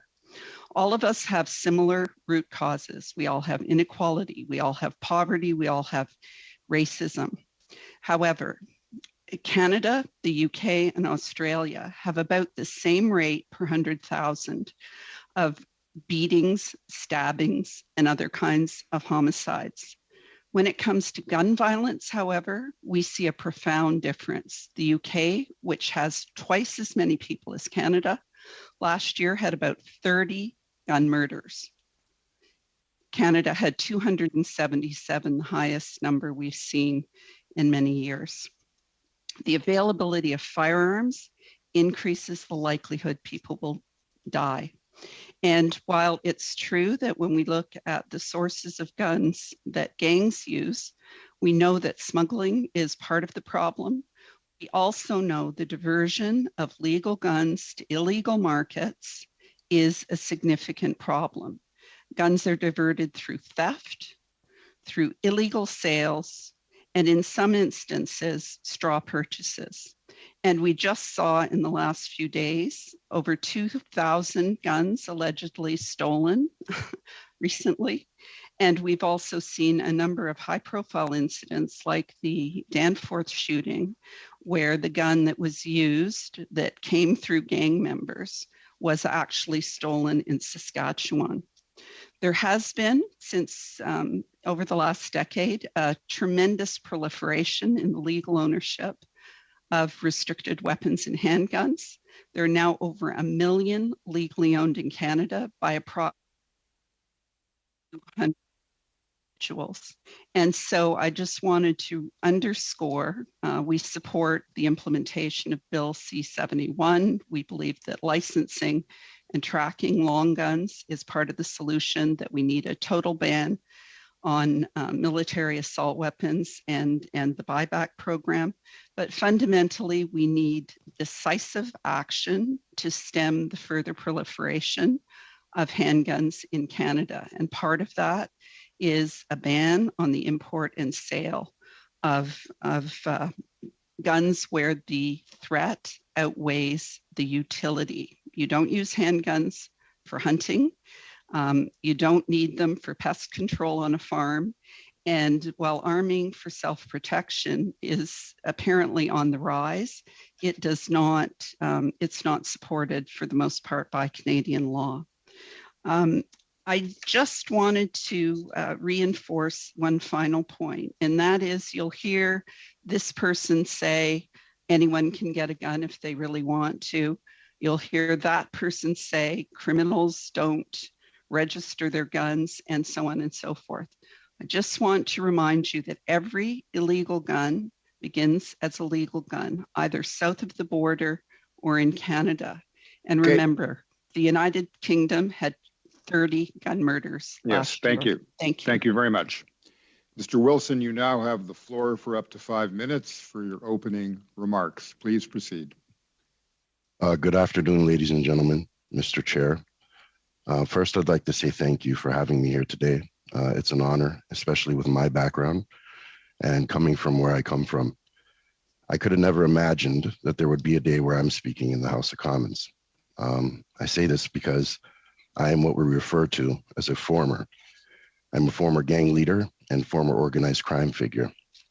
Currently, on the basis of the extent of my lived experience and my work in countering violence and extremism, I am now an internationally recognized subject matter expert on gang culture, behavior, and theory, and the founder of the One by One movement.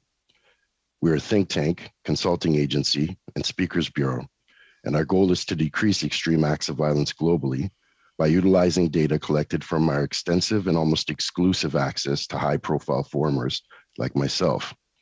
Also, the access that we have to the demographic we serve, most of them being active. The One by One movement works directly within at-risk and high-risk communities, in at-risk and high-risk environments, with at-risk and high-risk persons of various age, race, and gender. We are hands-on, boots on the ground, frontliners in the fight against gun and gang violence. That being said, I'm here today to address gun control, illegal firearms trafficking, and gun crimes committed by members of street gangs. In my opinion, when speaking on gun control, when we hear that phrase, it should always be synonymous with illegal gun crime and illegal gun trafficking, as over 80% of the gun violence we are witnessing are committed with illegal firearms smuggled in from the USA. Understanding these numbers and that any loss of life is tragic, I think it is safe to say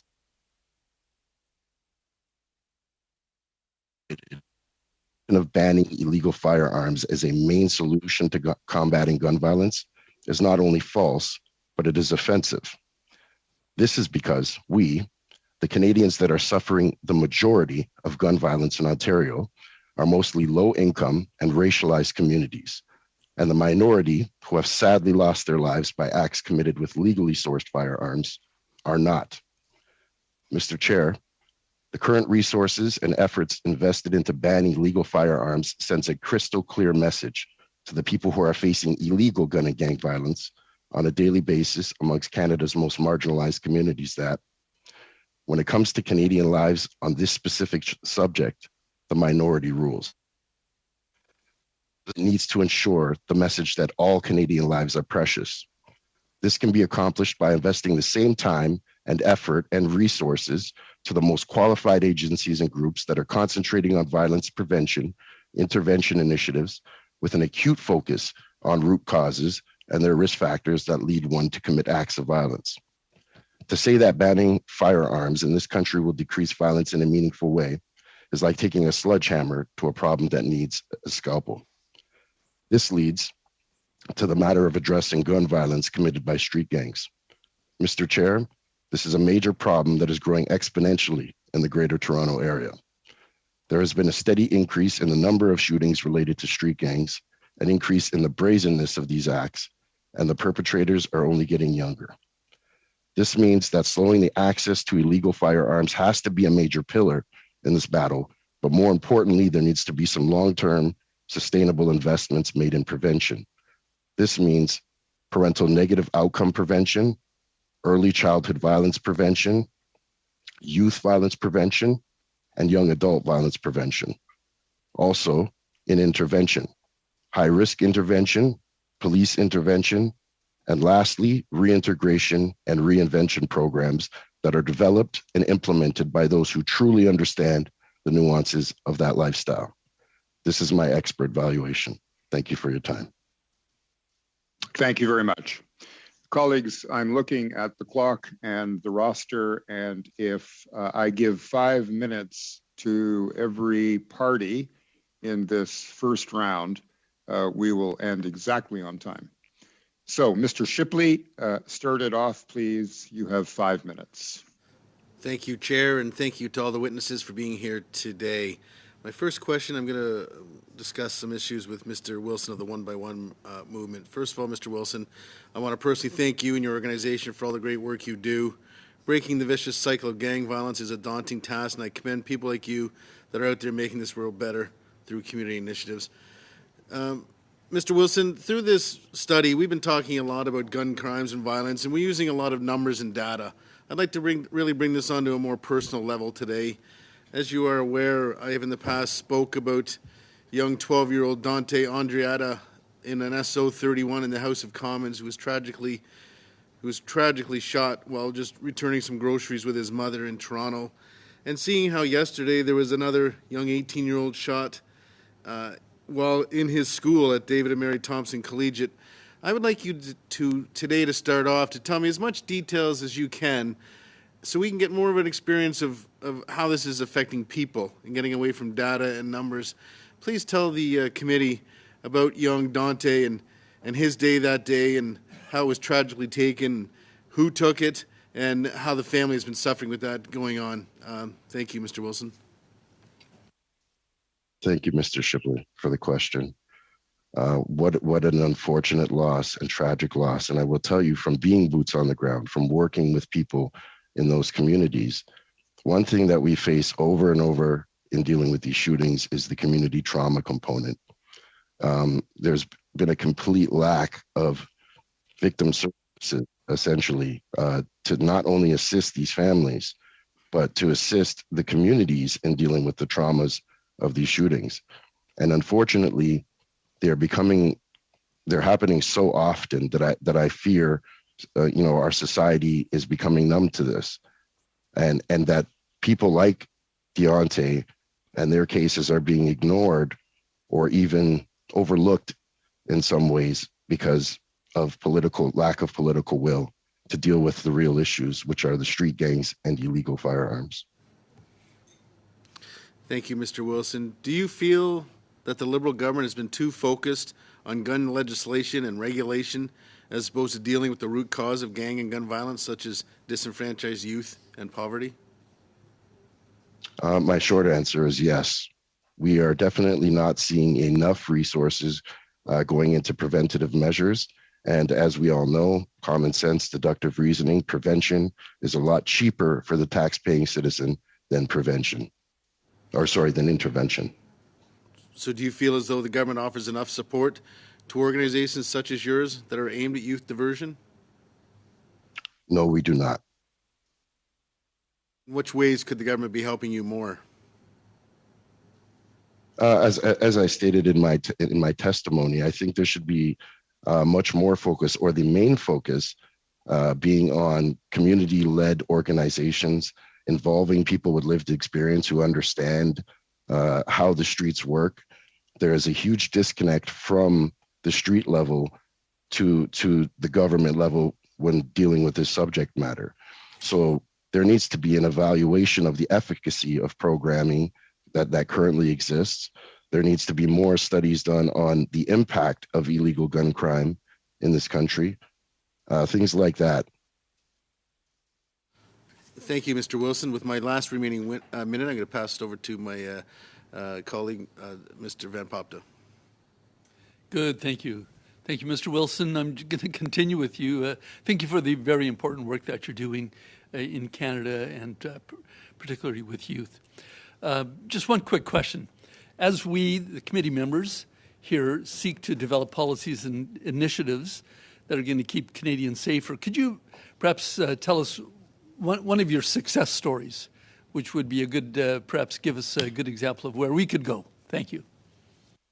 Absolutely. I'll speak of one of our members, Mr. Edward Hertrich. He was convicted of a murder some time back and served, I believe, over 35 years in prison. He has now written a book. He is now a public speaker. He now comes into communities and works with people who have, taken a similar path to his. So I'm actually very, very proud of Mr. Hertrich and the work that he has done and the work that he is doing with One by One movement. Thank you. Thank you very much. That is an inspiring story. Ms. Damoff, next over to you. You have 5 minutes and the floor is yours. Thank you, Chair. And I think all of us would agree that there's not one solution to the issue of gang violence. It's a multi-pronged problem that requires a multi-pronged solution. I'm going to focus my question, though, and I'm only going to probably have time for one. A number of police organizations have appeared before the committee to say that a buyback program will not make a difference. And I'm wondering if maybe we could start with Mr. Benamdala, then Ms. Sukyar, and then Ms. Rathjen. Do you agree, and how urgent is it to move on a buyback program?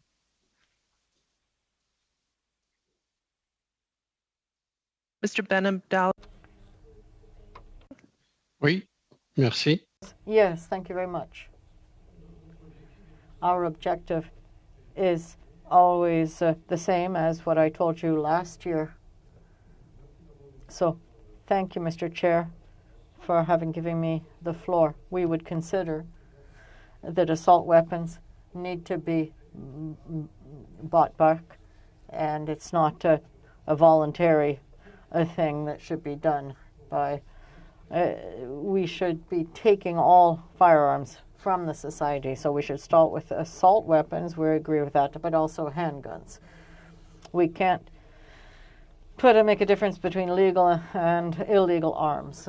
We would like to ask the government, and not simply the government, but to all of the senators, all of the members, we would like you to work to be able to eradicate weapons from our society, and that we become nonviolent, and that we get rid of all of these weapons that are killing people.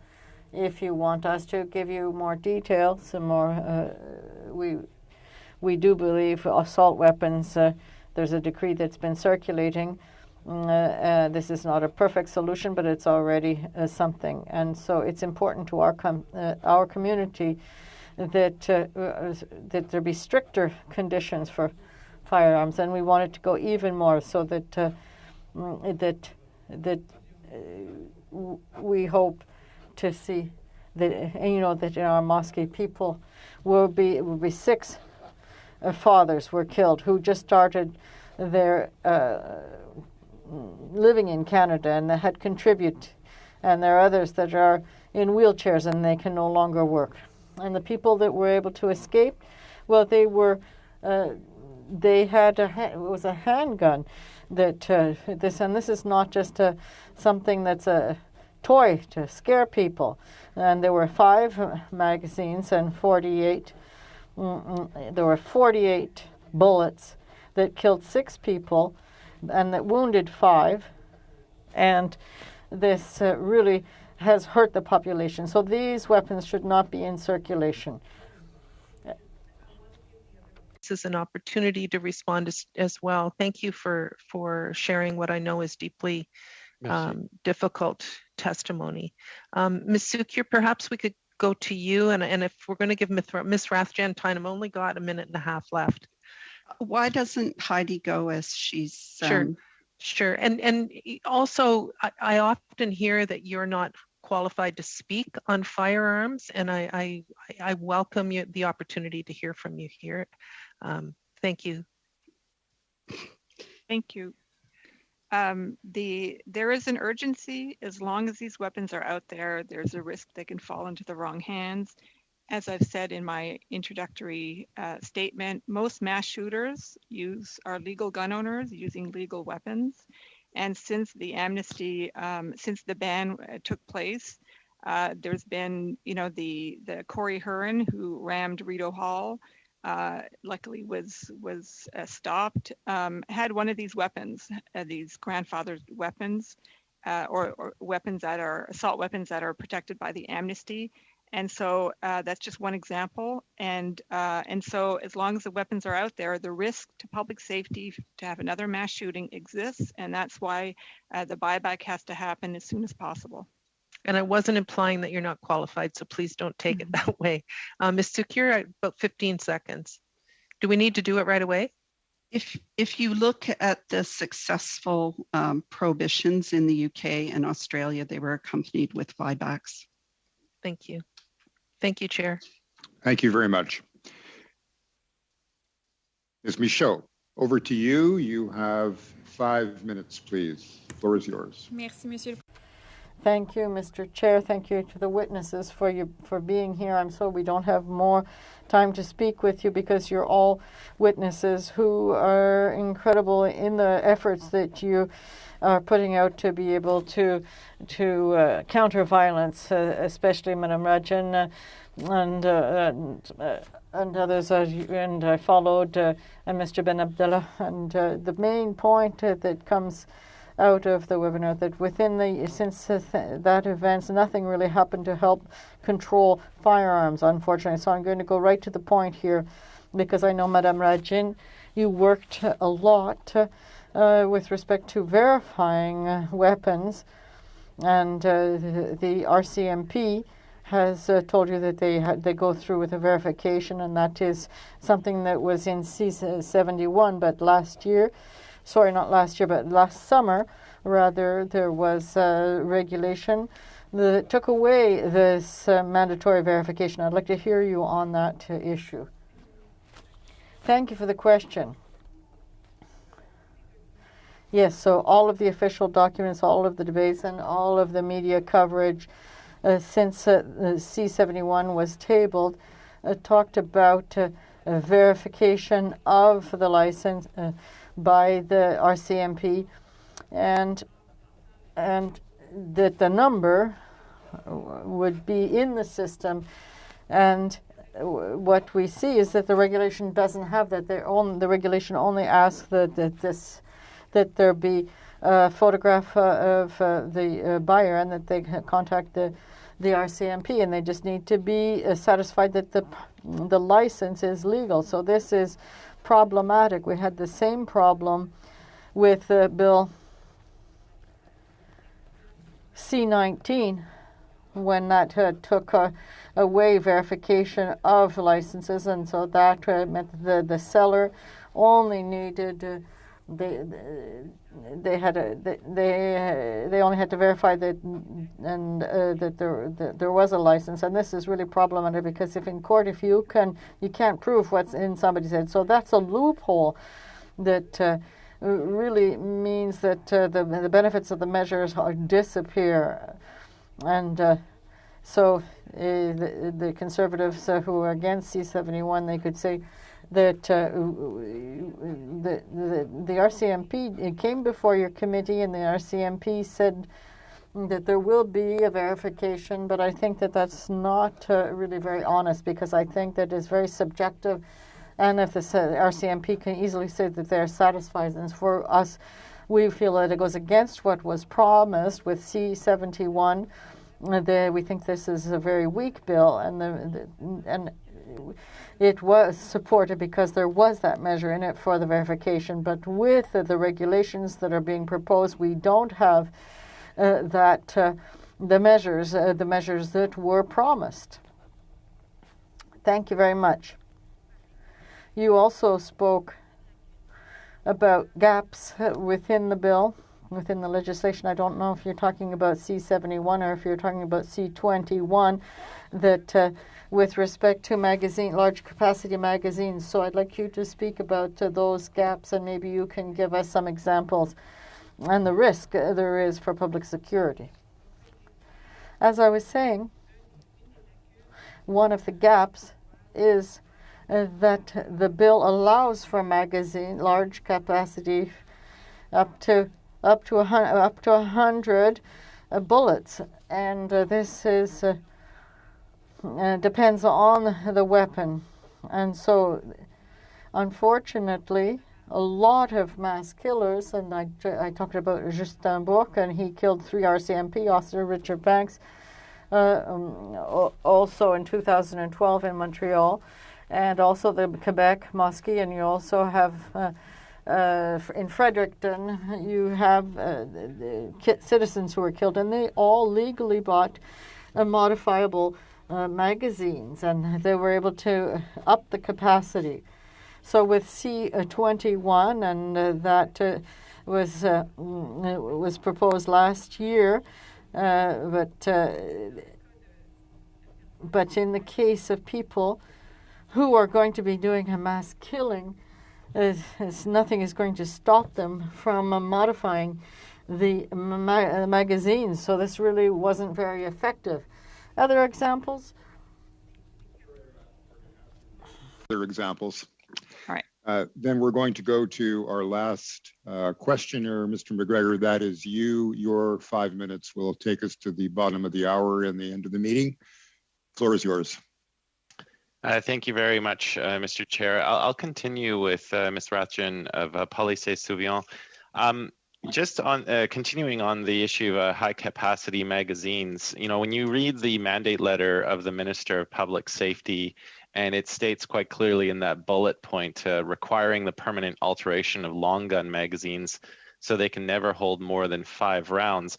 I mean, to you, like, what does permanent alteration mean? And could, I guess, police services ever sort of visually confirm that from a distance? If you just have any thoughts about that particular bullet point in the minister's mandate letter. Right. I mean, that's the problem that we have now. We have these magazines designed for a much larger number of bullets than what's legally available, and the problem is that they're readily convertible back to their full illegal capacity. We think that the firearms industry, the arms industry, is perfectly capable of producing magazines that have 5 bullets and not more. And by the way, we advocate for all magazines to be limited at 5. There shouldn't be. We don't see any legitimate purpose for allowing Canadians to have 10 bullet magazines. So we think they should simply be limited to 5, unable to be able to, with no mechanism that would allow it, even something that would be very complex and difficult, but still possible, to be converted to a larger number, to a higher capacity. And just quickly, because I want to try and get 3 questions in. So my second one, just continuing on the verification checks, I guess this sort of falls under the theme of where the onus lies, right? I mean, we had testimony from the RCMP confirming that the seller has to, verify the visual identity on a license. Also, we saw in Bill C21 that with the proposed red flag law, the onus is on someone to go to get a court order. Do you want to talk a little bit more about, where the onus is placed here, and maybe have an alternative suggestion on that? Well, in terms of verification, I mean, the onus should be the law. It should, from the early 2000s till 2012, licenses were automatically verified both from the buyer and the seller for every gun transaction. It's the case now for restricted weapons. It should be the case for long guns. It should be in the law. There should be no relying on the good faith. There should be no discretion. It should be automatic. And that's what we were promised. And that's what we're hoping that this committee will perhaps recommend to the minister. In terms of the red flag law, that's a really good point. I mean, currently now, unlike in the United States, there is no right to bear arms, so we don't have to go to court to remove guns, especially in an emergency. All victims have to do is call the police, and the police will assess the situation and remove the guns if they feel that there is a danger. And what C21 did is introduce another option where officials could just direct victims to the courts to make their arguments under the same criteria. And there is lots of problems with the current criteria. It needs to be beefed up. It needs to be better enforced. And so what C21 did with the red flag law didn't change any of the problems that we currently face. And as you said, it's again this tendency to offload the responsibility to do things right. Thank you. Thank you. Sorry for interrupting. I just want to get my last question in. Is it Professor SECU? Am I pronouncing that correctly? Thank you. So my final question to you. You talked about the twice the population that the UK has, but a drastically lower rate of firearms deaths. And you've talked about firearm bans in other countries. I'm thinking of Australia. I have in-laws that live in Australia. They live in Tasmania, where the Port Arthur massacre happened. Australia took 650,000 firearms. Can you talk a little bit about the experience of that country and what resulted after that policy was enacted? Or you have to do that in 30. You're absolutely right. It had a dramatic impact. Actually, our legislation in 95 had similar impacts, but the trends were reversed when the law was reversed. Thank you for that. Thank you very much. I'd like to thank all of the witnesses for your insights. Much of this testimony is emotional and impactful, and yours is no exception to that. So on behalf of the entire committee and all of Parliament, thank you very much for sharing with us. Colleagues, we're exactly where we had to be. So is the committee in agreement to adjourn the meeting now? Okay, we'll see everybody on Thursday morning. You know, it's a 3-hour meeting. 2 hours of testimony and an hour on instructions to staff. So we'll see you in 2 days, or I'll see you in question period. Talk to you later. Thanks, Bye. everyone.